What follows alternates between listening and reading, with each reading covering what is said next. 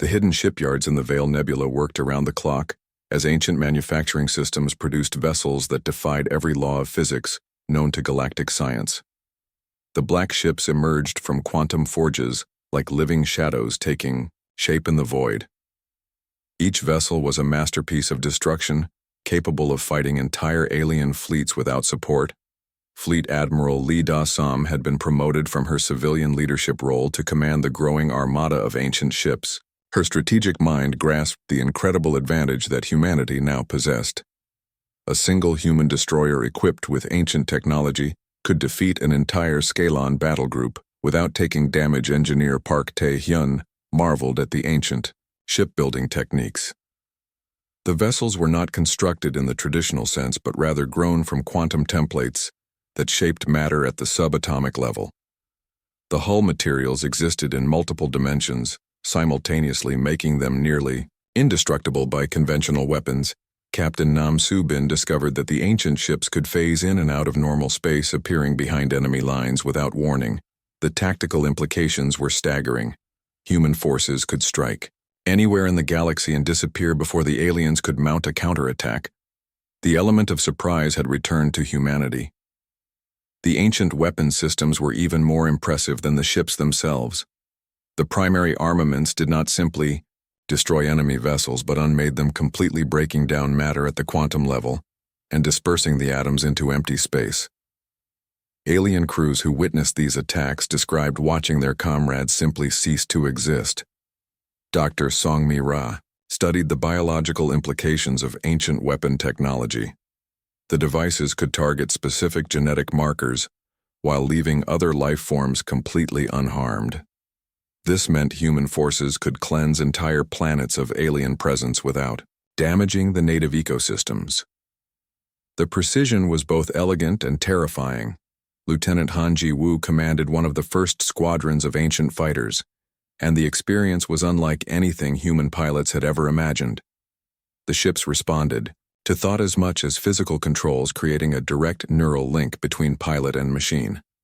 The learning curve was steep, but the results were extraordinary. The training programs for ancient technology required complete mental discipline. Pilots, who could not maintain emotional control, found their ships responding erratically to their subconscious fears and anger.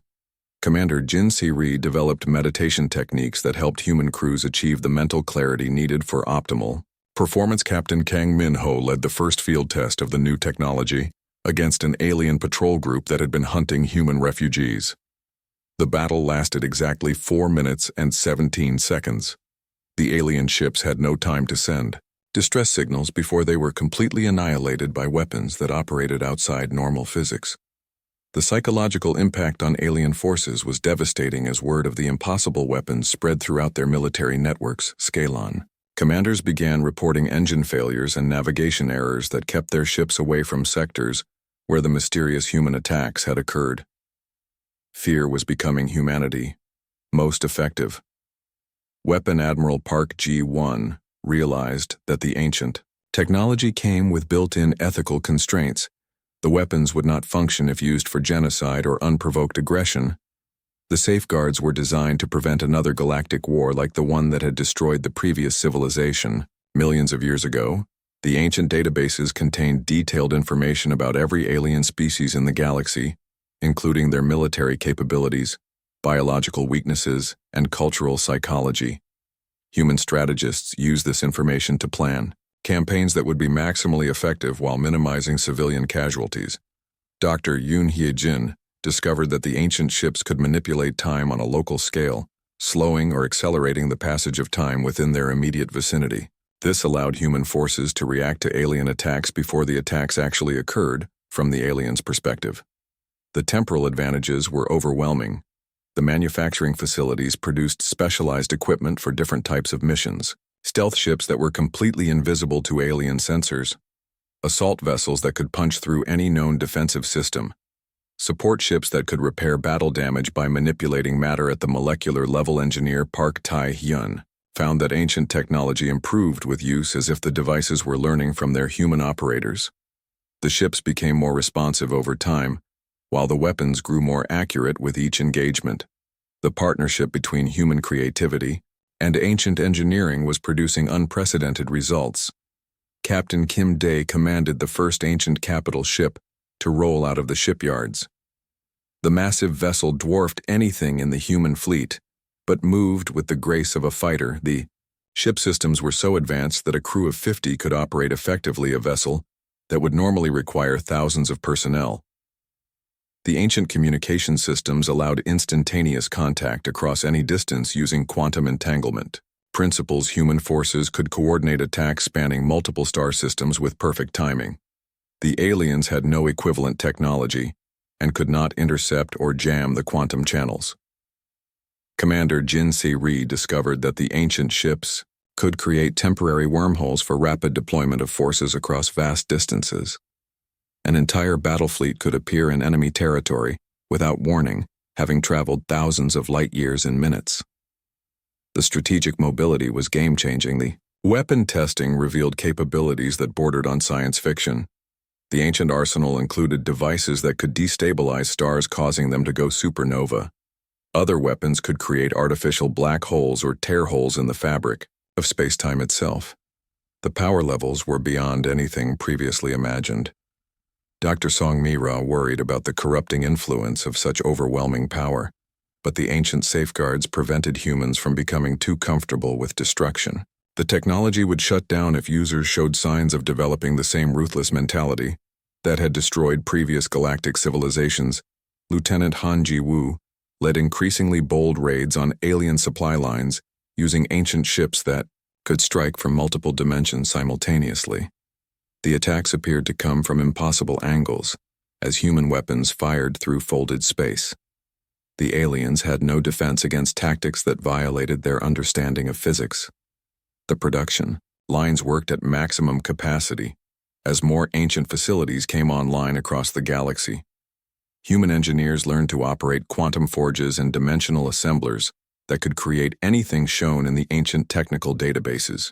The industrial capacity was scaling up exponentially.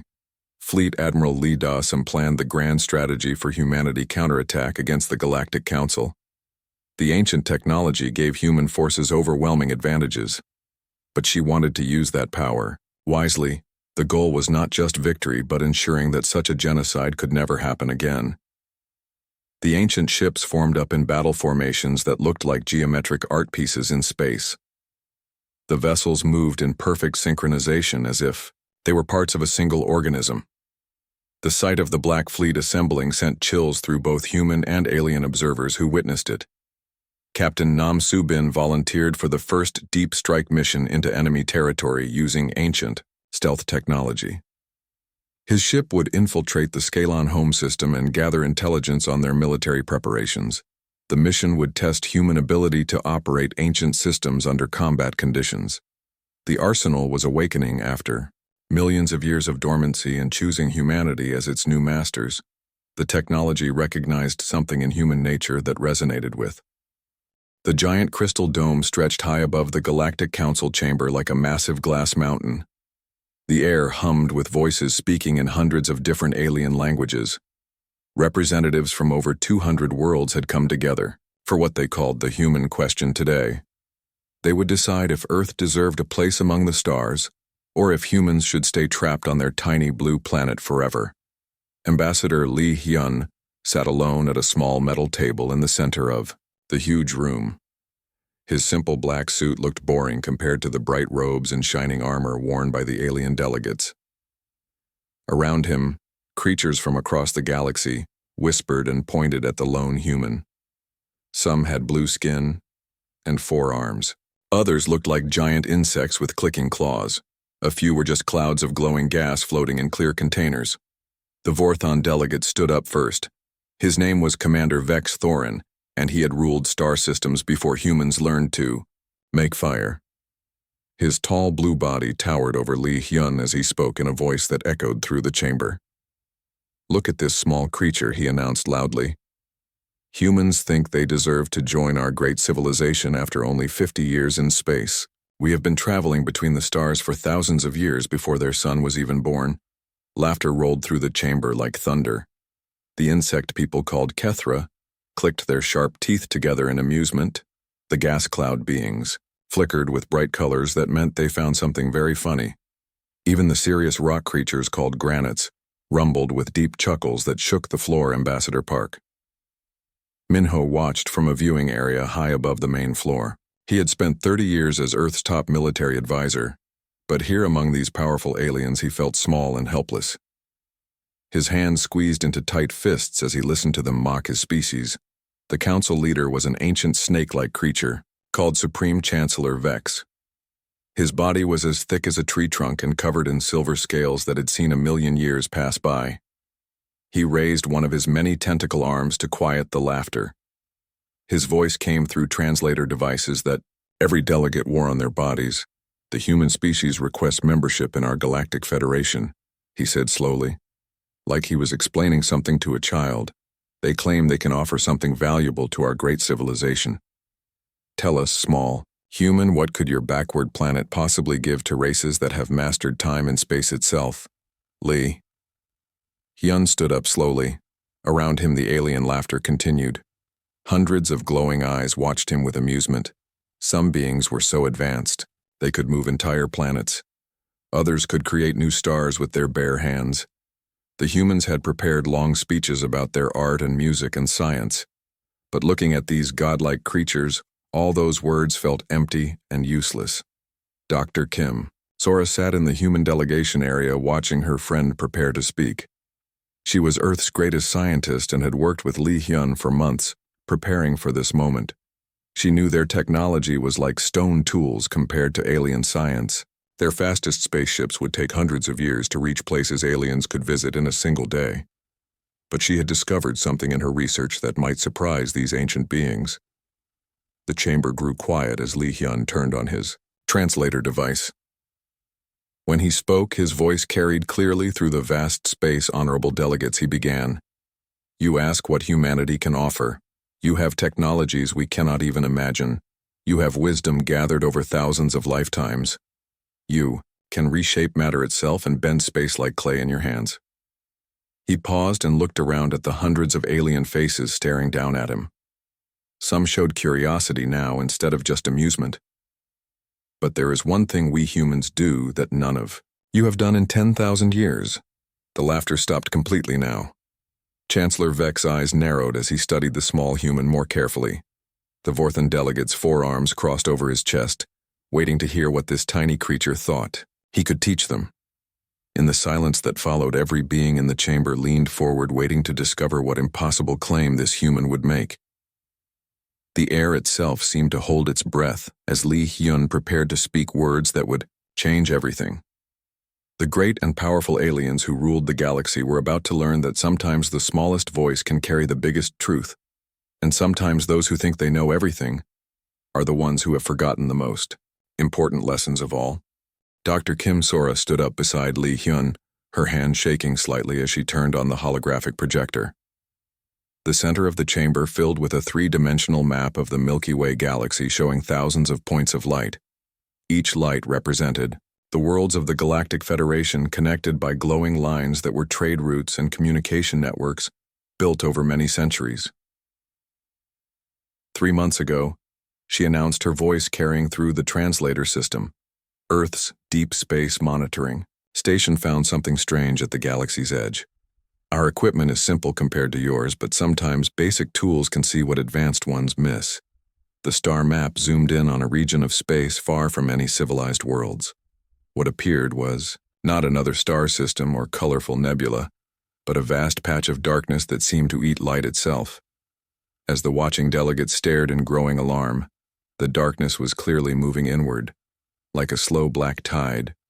Where bright worlds had once existed, nothing remained but empty space. Elder Rock massive stone body rumbled with worry. "What is this thing?" "Our deep space sensors show nothing unusual in that area." "That's because it's not a natural event," Dr. Kim Sora explained. "It's a fleet, a huge armada of ships using technology that makes them nearly invisible to your sensors. But our simple radio telescopes picked up their electromagnetic signals." Chancellor Vex's tentacles writhed frantically as he tried to understand this information. "Impossible. We monitor all space traffic. No unknown civilization could build such a fleet without our knowledge. We would have detected their communications, their energy signatures, their very presence. Lee. Hyun stepped forward again. They're not from our galaxy, he said quietly.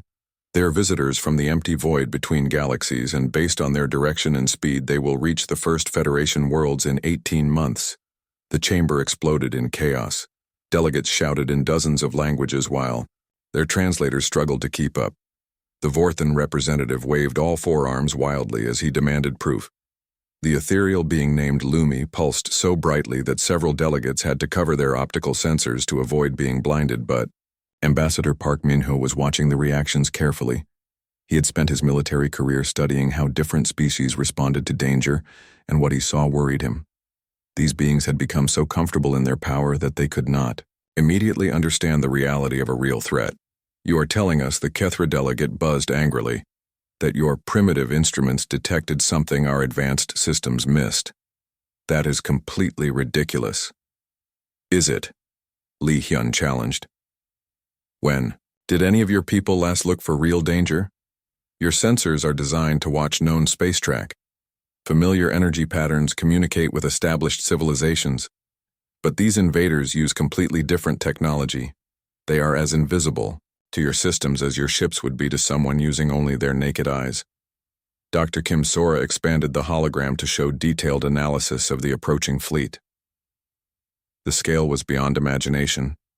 Millions of ships in formations that stretched across light years. We have been monitoring their transmissions, she continued. We cannot translate their language yet, but the pattern is clear. They are not explorers or traders. Every world they encounter is stripped of all resources and life. They are like locusts on a scale you cannot imagine. Supreme Chancellor Vek's voice carried a new tone of uncertainty. Even if this is true, we have the combined military might of 200 worlds. Our technology is beyond anything primitive invaders could. Match. Your technology is designed for peace. Park Min-ho spoke up from the observation deck. You have forgotten how to fight a war where your very existence depends on winning.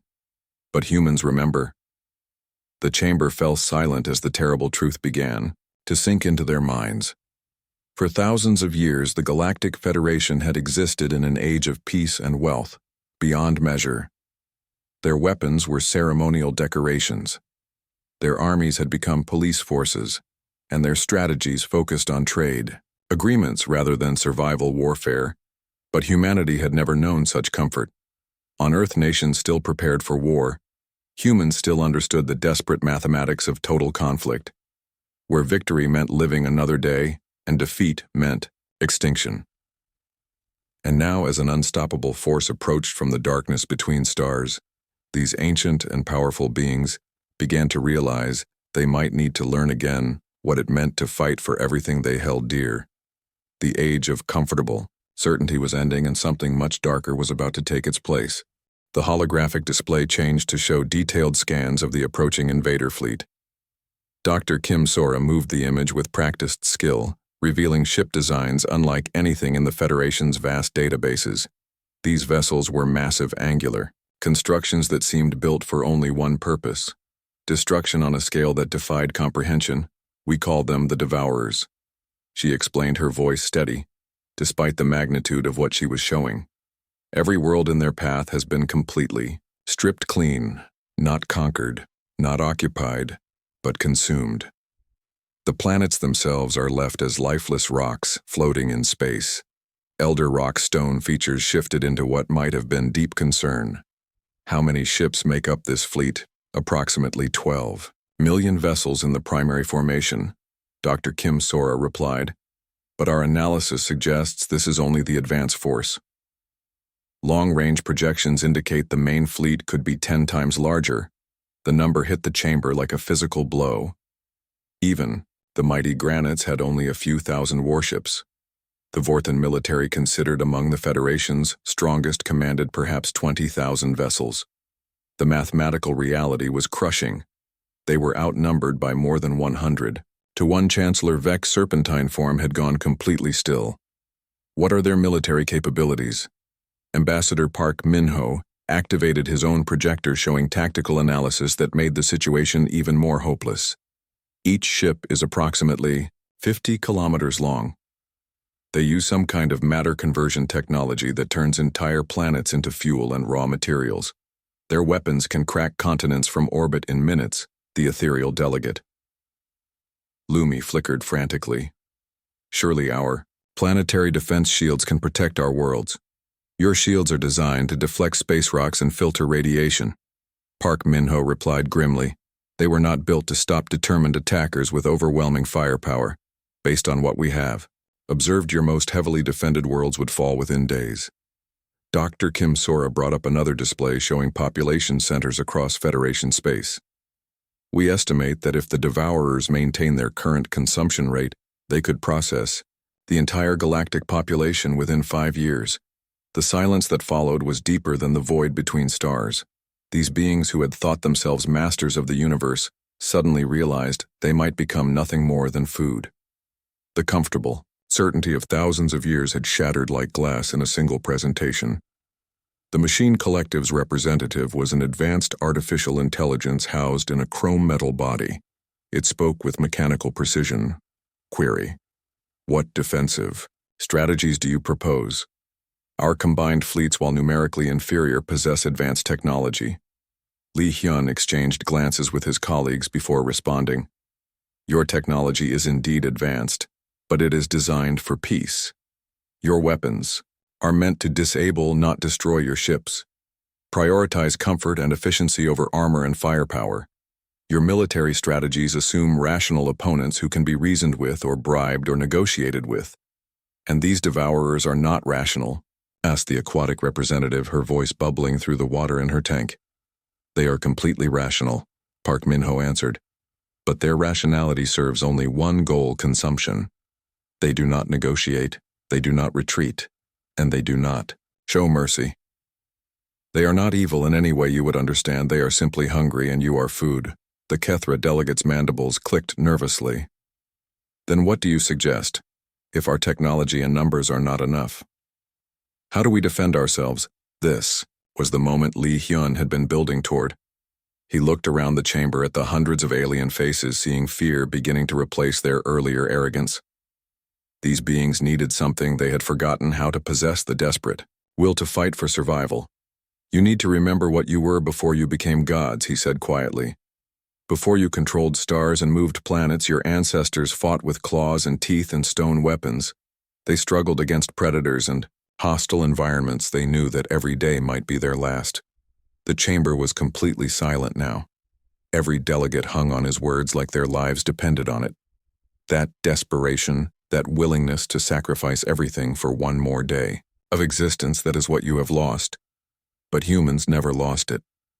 We have been fighting for survival since we first learned to walk upright. And we are going to teach you how to fight like your lives depend on it. Because for the first time in 10,000 years they did. The comfortable age of galactic civilization was ending. The age of desperate survival was about to begin. 6 months into the preparation for the greatest war in galactic history, the first Devourer scout ships had been spotted in Federation space.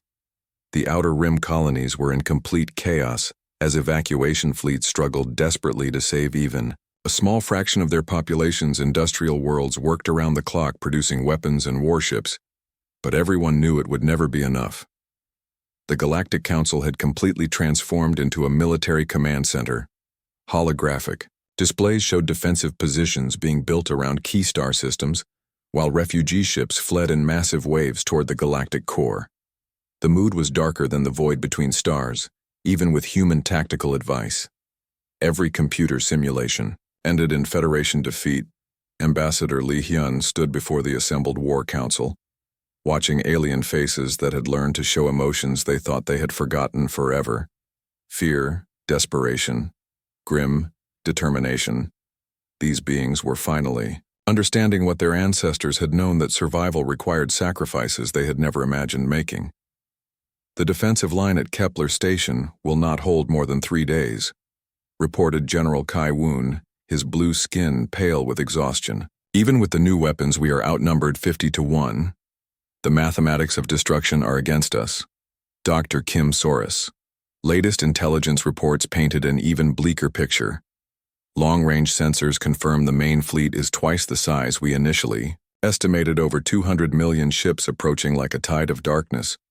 The numbers had moved beyond any meaningful comprehension. Chancellor Vex serpentine form coiled tighter with each report. At this rate, we will lose the inner colonies. Within 2 years, the core worlds might have another year beyond that before complete annihilation. Elder Rock massive stone form shifted uncomfortably. Our people fight with courage that honors their ancestors, but bravery cannot overcome such overwhelming numbers. The enemy cares nothing for our valor. That was when Lee Hyun realized the moment had finally arrived. For months he had watched these ancient civilizations struggle to adapt to total warfare. They had made remarkable progress, transforming their societies faster than he had thought possible. But they were still missing the one thing that would make the difference between noble defeat and impossible victory.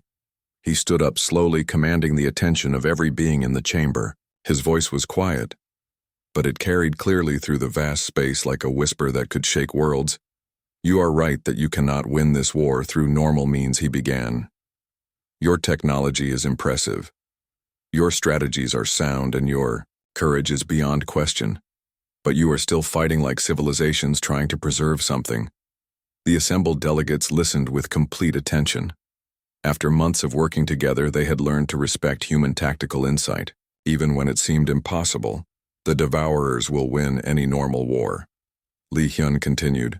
They are too numerous, too relentless, too perfectly designed for destruction. You cannot outfight them, outrun them, or outlast them, using conventional methods. Chancellor, Vex's voice carried a note of complete despair. Then what hope do we have? What possible strategy remains? Lee Hyun looked around the chamber at the faces of beings from 200 worlds. Civilizations that had existed for thousands of years accumulated wisdom beyond measure, and achieved wonders that challenged the very laws of physics. They had built paradise among the stars, and now they faced losing it all to hungry darkness. But in their eyes he saw something that gave him hope. The same spark that had driven humanity to reach for the stars despite every obstacle. The refusal to surrender even when victory seemed impossible.